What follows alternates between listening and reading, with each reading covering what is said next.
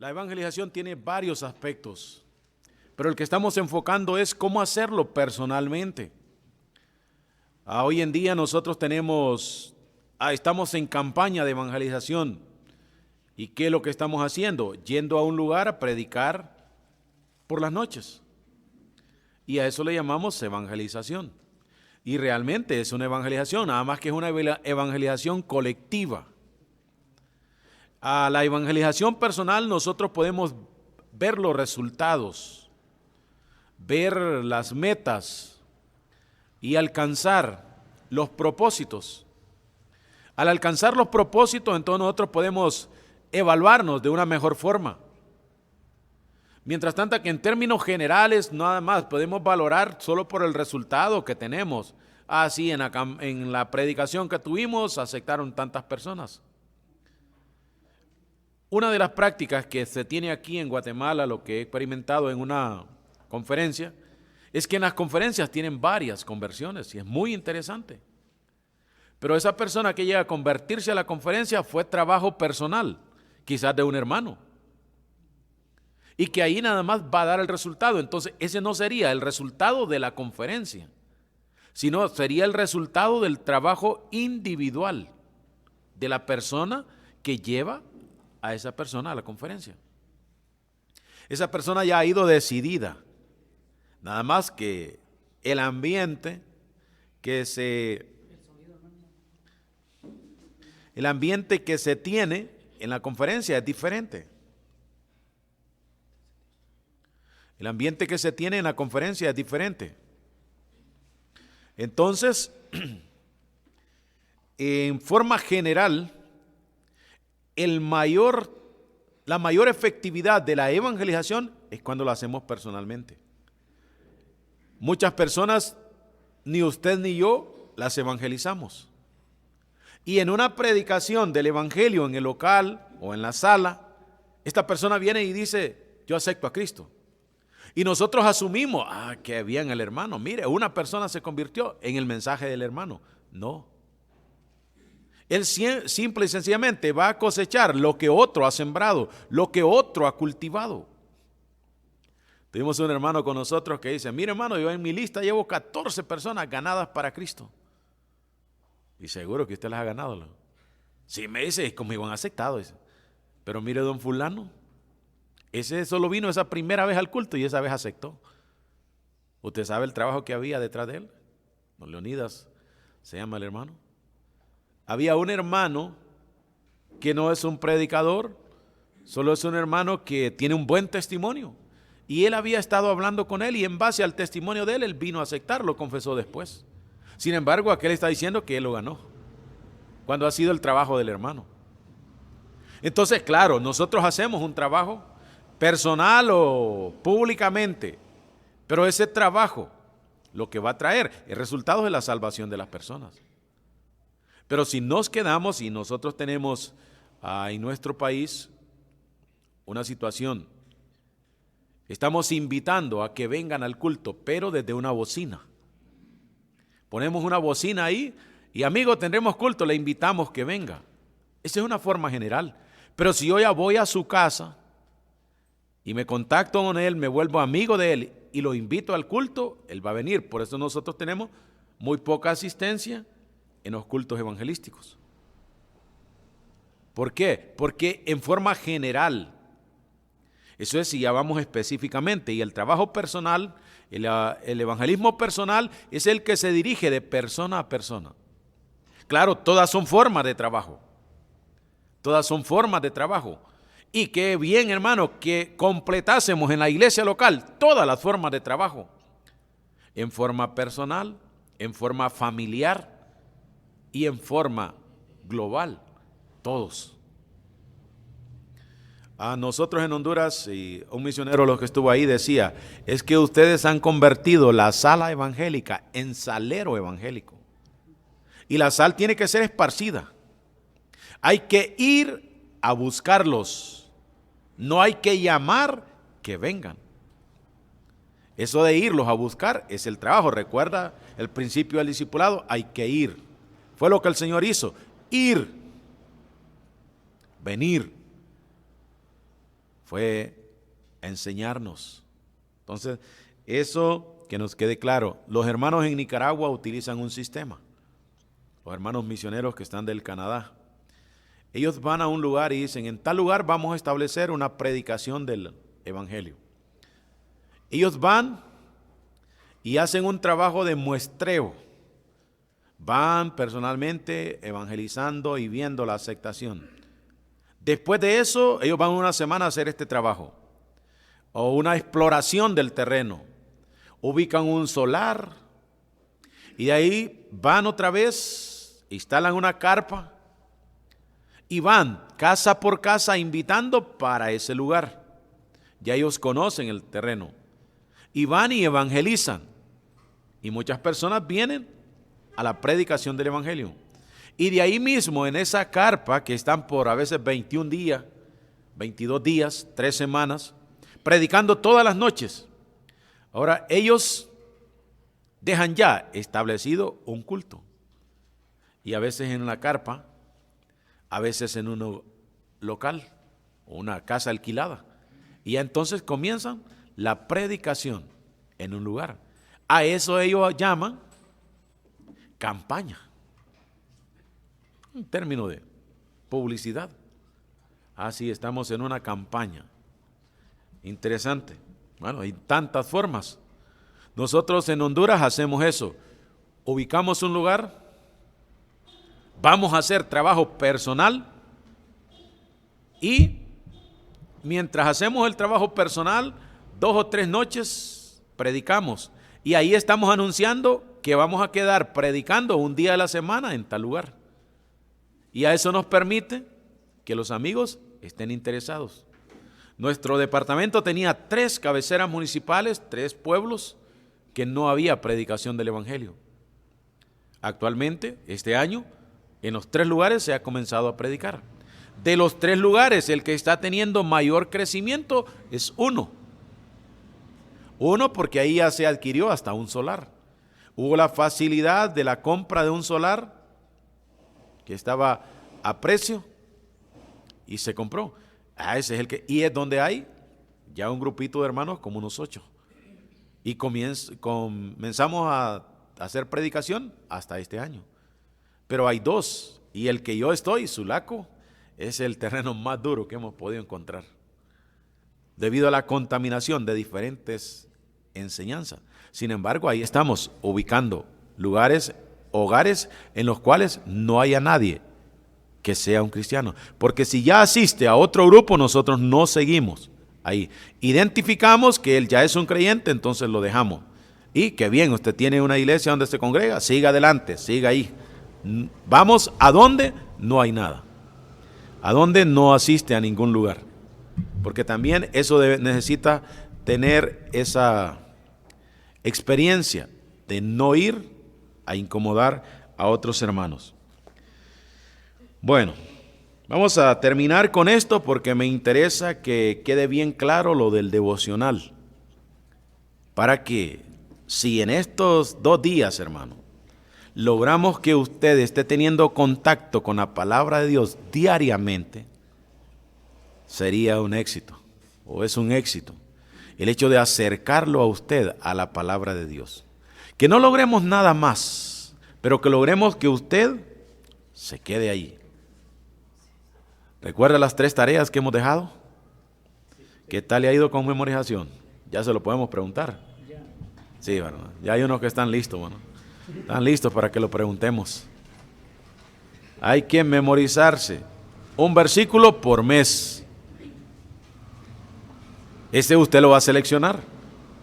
Es posible que le guste un versículo de un devocional. Y entonces me voy a aprender este mes. Y ya. Y monitoreense, o sea, pregúntense ustedes qué versículo aprendiste esta semana, este mes. Pero que se estén preguntando, porque eso va a ayudarnos, a animarnos a todos. Porque ¿sabe qué? Muchas veces nosotros no mostramos aplicación en la palabra de Dios porque no hay exigencias de aprendizaje. Al haber exigencias de aprendizaje, entonces nosotros vamos a tener más facilidad y ánimo para estudiar la palabra de Dios. Decíamos que evangelizar personalmente, lo primero que hay que hacer es establecer una conversación. Lo segundo que hay que hacer es ganar confianza. Lo tercero que hay que hacer es llegar a la conciencia, y ahí nos habíamos quedado. Cómo el Señor llega a la conciencia de esta mujer samaritana, mostrándole su pecado, convenciéndole que es una pecadora y que su tipo de vida es lo que necesita arreglar primero, su relación con Dios. Y el Señor está ahí en esa plática. Si usted nota cuánto habla el Señor en este pasaje. El versículo 13 en adelante, Él habla, recibe una respuesta. Recibe una respuesta de la mujer samaritana. Versículo 17. Y el Señor le dice: bien has dicho, no tengo marido. Porque 5 maridos has tenido, y el que ahora tienes no es tu marido. Esto lo has dicho con verdad. Decíamos al principio que las preguntas son muy importantes en una plática, en una conversación. Y ahora aquí hay una plática, hay preguntas y respuestas. Hay esta forma. Y en esa forma de preguntas y respuestas, nosotros podemos abrir la puerta para tocar la conciencia de una persona. Ahora el Señor ya le dice: bien has dicho. Está afirmándose lo que ella ha dicho, lo que ella ha confesado, lo que ella tiene. Y ahora va a tratar un tema con ella que es muy interesante. ¿Cómo es posible que la adoración sea el tema de lo cual más van a hablar? Y sabe que el versículo bíblico que más tiene el término adoración es este en Juan 4. No hay otro pasaje que tenga más términos de adoración que este. Creo que son unas 11 veces que aparece el término adorar. ¿Por qué llega ahora? Bueno, ya trató de llegar a la conciencia de ella, observando su estado de pecado. Sí. Pero ahora va a tratar su tema religioso.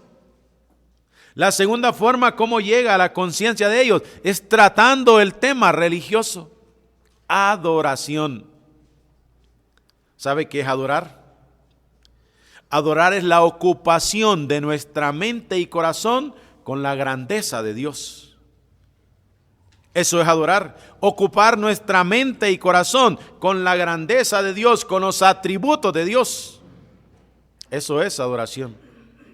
Y ahora, ¿ella tiene adoración? Les pregunto.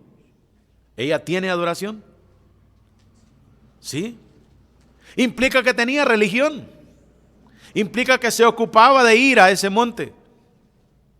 Y ahora el Señor le quita esa mentalidad religiosa y la lleva a la verdad. Dice: mas la hora viene. Y ahora es cuando los verdaderos adoradores adorarán al Padre en espíritu y en verdad. Bueno, la hora viene. ¿Cuándo? Los sistemas religiosos van a colapsar. ¿Por qué? Ninguna religión tiene durabilidad eterna. Pero la relación de la persona con Dios, su estado de pecado, su estado de pecados perdonados, eso sí permanece para siempre. ¿No cree que ese es otro buen tema para llegar al corazón de las personas? Cuando nosotros tratamos con ellos de su relación con Dios, mire, apartemos todo de nuestro alrededor.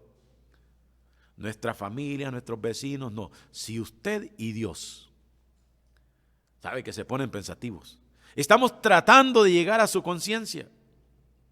¿Usted cree que con su forma de vida Dios está agradado? Hermano, tocar la conciencia de un pecador es muy interesante. ¿Sabe que Timoteo Sí, Timoteo creo trata esto de la conciencia. Conciencia es conocimiento de uno mismo. Y cuando nosotros ponemos al descubierto la persona que se dé su grado que reconozca su grado de culpabilidad, eso nos va a manifestar que va a llegar a una conclusión que es pecadora o que es pecador y que necesita a Cristo como el único medio de salvación. Bueno, este punto de llegar a la conciencia es, como diríamos, la cumbre más alta. Ya llegamos a la conciencia. Ahora, cuando está consciente, se va a dar cuenta de su necesidad de un Salvador, de la necesidad de tener a Cristo en su corazón. Y entonces va a llegar a la conversión. También el que evangeliza personalmente tiene que manifestar ese estado de preparación. ¿Qué hacer cuando alguien se convierte?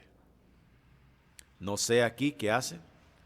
Voy a hablarle de mi país. En nuestro país, cuando una persona se convierte, le llamamos adelante. Casi no platicamos con ellos. Bueno, algunas veces una o dos preguntas. ¿Dónde vive usted? ¿Por qué aceptó a Cristo? Le cantamos un himno. Dios de amor, creo 42 en nuestros himnarios. A ti vine como un pecador. Oramos con él y ya. Le decimos que él tiene que hacer 3 cosas: orar, leer la Biblia y congregarse. Ya. Pero ¿es ese realmente el tratamiento que se le debe dar a una persona que se convierte? No sé aquí qué hacen, porque no conozco la... ¿Qué hacen cuando una persona se convierte al Señor? ¿Ah? Nada. Orar. Mire, cuando hay una conversión, nosotros debemos ir a extraer de él los motivos por qué se ha convertido. Estábamos haciendo un trabajo en una zona con otro hermano y alguien dijo aceptar a Cristo. Los hermanos de ahí dijeron: no, hermanos, ayúdenos ustedes. Entonces lo sentamos, le preguntamos por qué había aceptado a Cristo. Dice: es que mi mamá me está diciendo que acepte a Cristo. Y para hacerle caso a ella, yo acepté a Cristo. Entonces comenzamos nosotros a preguntarle si ese era motivo para aceptar a Cristo. ¿Sabe que él no había entendido lo que era el mensaje del Evangelio? Sin embargo, ya se había parado y había dicho aceptar a Cristo. Cuando empezamos a hablar con él de que el verdadero motivo por el cual debía aceptar a Cristo es porque tenía pecados que lo estaban condenando al infierno. Yo, pecado, dice. No, hombre, si yo estoy cipote, dice. Yo no ando bebiendo, yo no ando fumando, yo estoy bien. Ajá. Y ya había dicho aceptar a Cristo. Y sabe que al final dijo: no, pues no. Si es solo por complacer a mi mamá, no me va a durar. Mejor ya no soy creyente. ¿Cuántos hubiésemos salido engañados creyendo que éste había aceptado a Cristo? Entonces necesitamos platicar con las personas, a ver si es que ha entendido el plan de salvación, si realmente ha venido a aceptar a Cristo como su Salvador, porque siente que sus pecados ofenden a Dios y que el único que puede perdonárselos es Jesucristo. Es de llevarlos a Jesucristo. Y hermanos, es por eso que nosotros tenemos muchas profesiones. Muchas personas que dicen aceptar a Cristo asistieron 2 o 3 cultos y se fueron. Y no estamos interesados en estar seguros que realmente es una verdadera conversión. Estuve en un lugar en el cual dicen los hermanos: mire, hermanos, 11 personas aceptaron a Cristo. Bueno, qué bien. Regresamos a los 3 meses y preguntamos: ¿y los 11 que habían aceptado aquel día? No, y si no eran nada, dice. Todos se fueron. Y se perdió de evangelizarlos más de cerca. Hermano, contrario cuando hablamos con personas y todo su accionar está en base a su culpabilidad. ¿Recuerda el caso del fariseo y el publicano? Este fariseo está justificándose a sí mismo y el otro está reconociendo su grado de culpabilidad. No podemos convertirnos a Cristo si no estamos conscientes del grado de culpabilidad. Recientemente hubo un eclipse lunar, creo. La luna se convirtió en color rojizo en base a los rayos del sol. Me llamó la atención que un jovencito que asiste a clases dice: fíjate, René, que el domingo acepté a Cristo. Ah, qué bien, Leo, me alegra. ¿Y por qué aceptaste a Cristo, Leo? No, es que dice mi mamá, dice que ese color que se puso la luna, ese color es peligroso. Eso es juicio de Dios. Y que por eso está grandes calores. ¿Ya? Estaba mala la dirección que él tenía. El motivo para aceptar a Cristo. Está aceptando a Cristo por miedo. No porque siente una culpabilidad. Y sabe que me senté con él, hablamos unos 20 minutos. Y al final me dice: pero vos sentiste algo dentro, Leo. No, me dice. Yo solo es que los maestros dijeron que era tiempo para aceptar a Cristo. Y me acordé de lo que mi mamá había dicho. Dije, ahorita voy a aceptar. Hermanos, conversiones deben nacer de una conciencia de pecado. No de una conveniencia por satisfacer a papá o mamá, por satisfacer el pensamiento de otros, sino por eso. Esta mujer fue consciente de su responsabilidad. El Señor habló la verdad con ella y ahora ella se convierte. Y ahora podemos notar aquí en el versículo 25 y 26.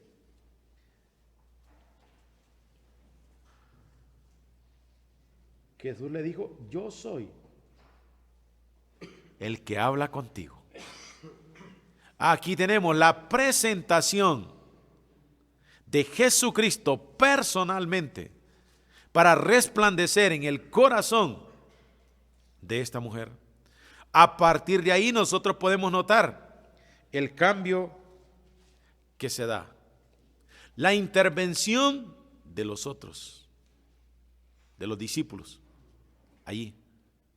Así, cuando nosotros podemos llegar a la cúspide a una persona, a su conciencia y llevarle a su grado de culpabilidad y mostrarle a Cristo, qué bien. Ya solo Jesucristo es la solución. Es solo mirando a Cristo que hay salvación. Puede ir usted al Monte Calvario y puede ver a estos tres hombres allí, 2 ladrones y el Señor. Este hombre que se salvó, o que fue salvo, ve a su compañero, ve la culpabilidad de él y ve al Señor. ¿Con qué se queda? ¿Viendo a sus compañeros? No. ¿Viendo su culpabilidad? Tampoco. Él ve al Señor y dice a este: acuérdate de mí cuando vengas en tu reino. Hermano, ese es el trabajo de un evangelista, llevar la persona frente al Señor Jesucristo. No es de llevar la persona emotivamente a sentimientos. No es llevar la persona a contentamiento de otros. Es llevar a la persona frente a Cristo. Hay una conversión. Y toda conversión verdadera es por el grado de culpabilidad.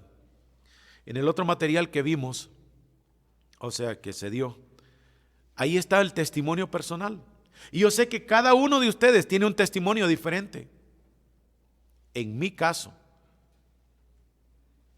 yo le digo, escuché el evangelio desde los 5 años, pero acepté al Señor hasta los 11 años. Conocía la Biblia, andaba con los hermanos, tenía una velocidad para citas bíblicas, pero no era creyente. No había en mi corazón algo que me sintiese culpable. En una noche Mi mamá dice, ¿van a ir al culto? Hay que ir al culto, yo no puedo ir, mi mamá costuraba y había estado con fiebres y estaba lloviendo un poco. Llegamos al culto, nosotros los 3 menores, y el hermano que predicó habló sobre Pablo cuando está predicando a este rey, y casi que habló él me hizo reflexionar. Cantaron el himno que nuestros himnarios, el himno 119. Te sientes casi resuelto ya, te falta poco para creer, pues vence el casi y con Cristo ven. Sí, lo que él predicó, en otra oportunidad te llamaré. Me llamó la atención. ¿Y qué pasa conmigo? Casi creo. ¿Qué me impide? Quedó eso en mi corazón. Fui para un campamento. Allí me convertí al Señor. Pero ¿dónde comenzó el trabajo? ¿En los 5 años que estuve yendo a la capilla? No. En aquel mensaje de aquel hermano, en aquel himno que cantaron. Y allá en el campamento cantaron otro himno de nuestros himnarios. Cuando llegues a morir, cuando dejes de vivir y entres en la eternidad, ¿cómo entonces te hallarás? La tercera estrofa de este himno dice, al llegarte a despedir de los salvos y decir, ya no nos veremos más, ¿cómo entonces te hallarás? Al casi creyendo, te sientes casi resuelto. Yo casi era creyente, pero no lo era. Allí, entonces me convertí al Señor. Todo un proceso. Conocía a los creyentes, andaba entre los creyentes, sabía cómo evangelizar a otra persona, cómo decirle que era pecador y que iba para el infierno, pero no lo había experimentado. Y qué interesante, cuando los hermanos ahí nos tomaron aparte a un grupo y empezaron a decir por qué habíamos aceptado a Cristo. Y casi todos teníamos, porque soy pecador y necesito a Cristo para que me lleve al cielo.